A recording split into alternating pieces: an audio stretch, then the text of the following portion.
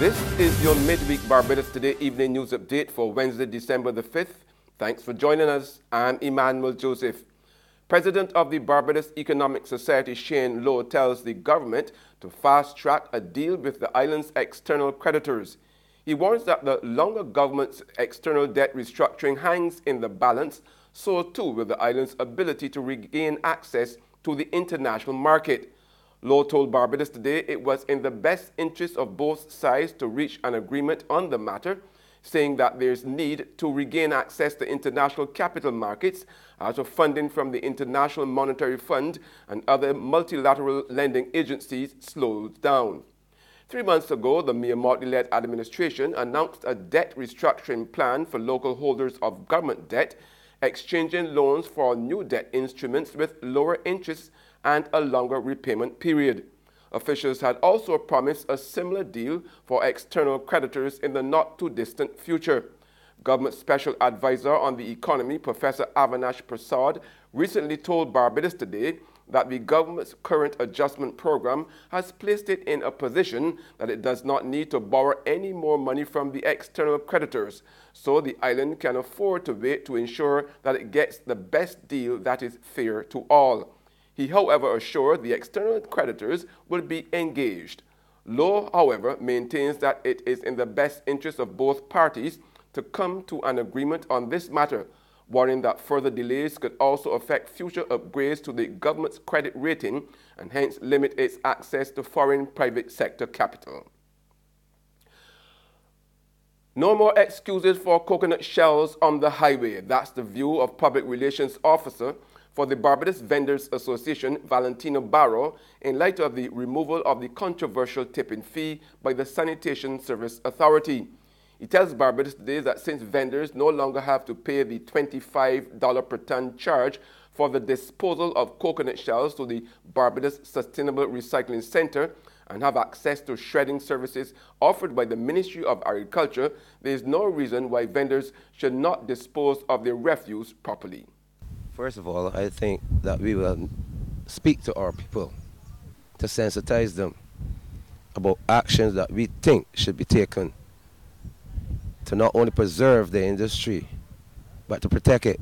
And one way to protect it is to ensure that you follow protocol. Healthy protocol, which that we would not like anything to go wrong, like a health issue from unsanitary conditions. And as far as dumping the shells on a landfill or carrying them to the waste place, that would make no sense at this time, saying that we have an outlet here, an avenue where the shells can be converted into something positive, something productive, as just as filling up a hole where they just stand there and rot and do no good per se. I am sorry.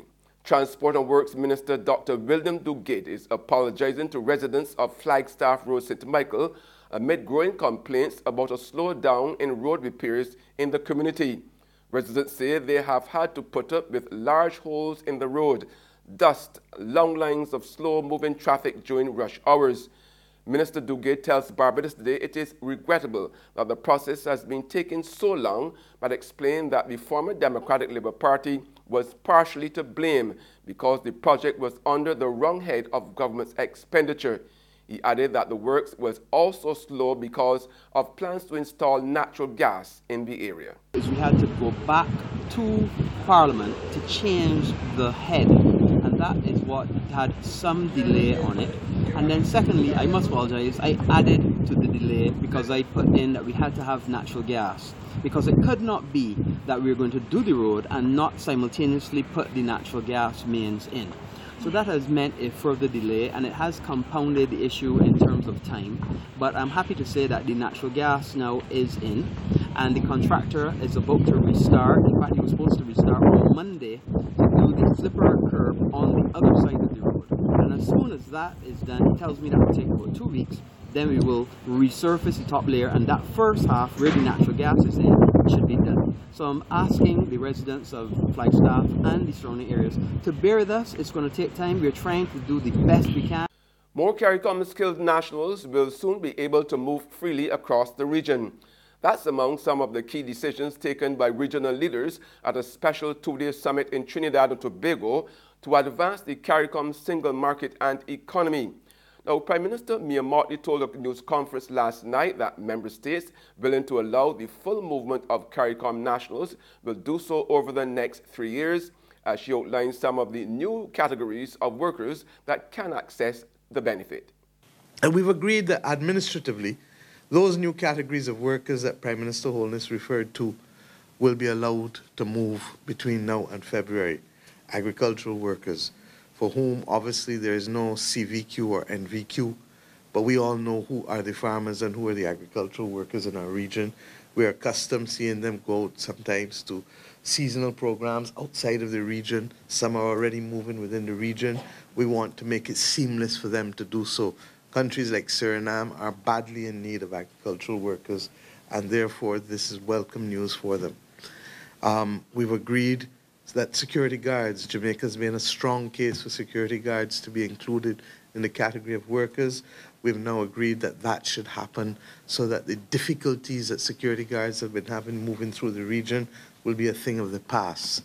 And of course, we reaffirm, because sometimes you have to spell it out, that when we said artists, we also really meant beauticians and barbers, but we've spelled it out to make it absolutely clear that especially in our region where people like how to do hair, that they should have the freedom of movement in that respect. Prime Minister Mottley said Health also agreed to include representative bodies from the region's private sector and the labour movement to sit at the CARICOM table. The groupings will become associate members of the regional bloc. She says they will immediately get to work on key aspects of the region's productive sectors that need immediate action. Those areas that we concentrate on initially will be renewable energy, agriculture and food security, transport, be it maritime or air transport, and ICT. And we believe that the opportunities for immediate action as well as investment for our citizens and our businesses within the region are there, and we will work together with the private sector and labour to make that a reality. To sports now, middle order batsman Darren Bravo was recalled today after more than 2 years away from one-day international cricket, as the West Indies named a 50-man squad for their 3-match series against Bangladesh.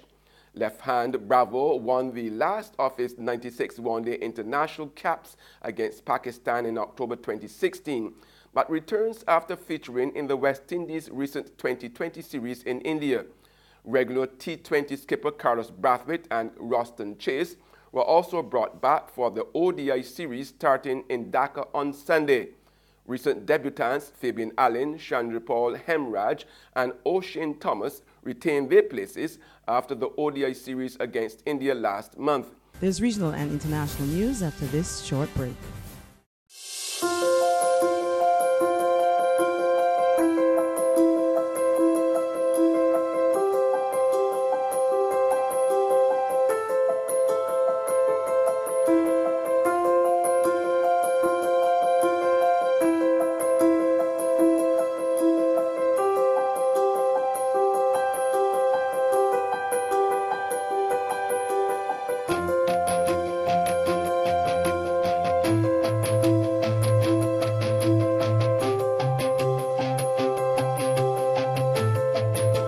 Barbados Today, news you can trust.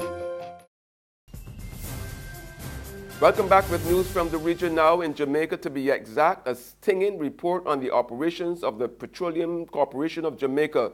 Auditor General Pamela Monroe Ellis has found that the former permanent secretary in the Ministry of Science, Energy and Technology failed to monitor the performance of the Petroleum Corporation of Jamaica and Petrojam.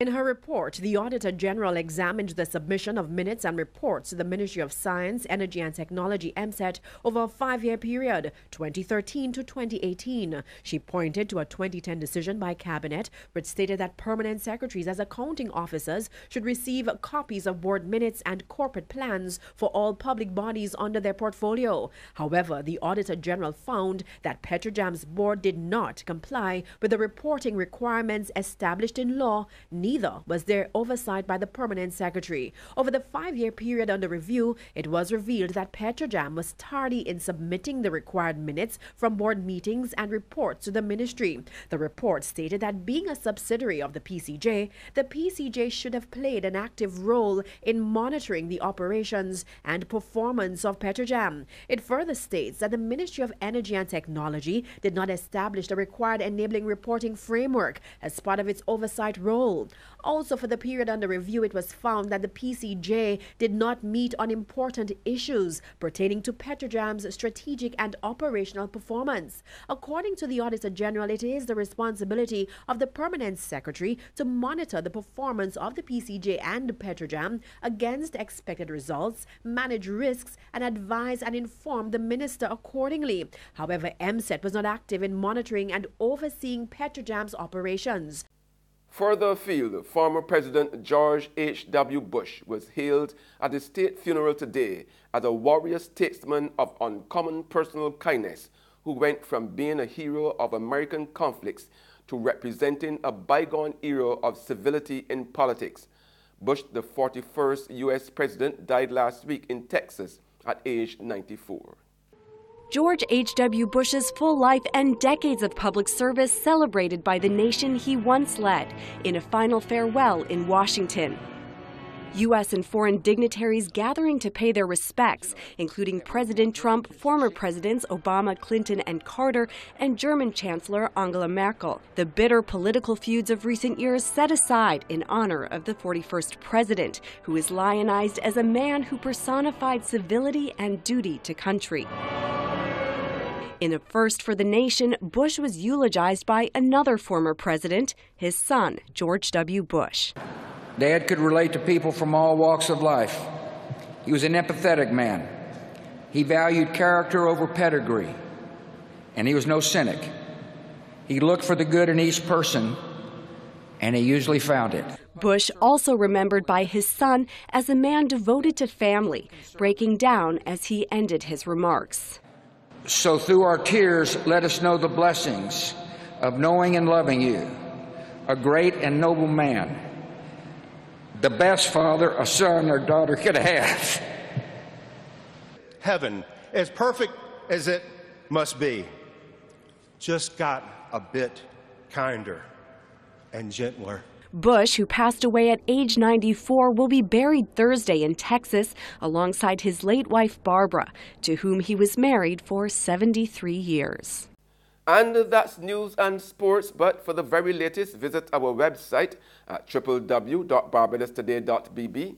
You can also subscribe to our e-paper, email updates, or like us on Facebook, and sign up for breaking news alerts via WhatsApp. We are also on Izumi Media in bus terminals, as well as screenplay at supermarkets and gas stations near you. You can also hear us on Mix 96.9 FM. I'm Emmanuel Joseph. Have a fantastic evening.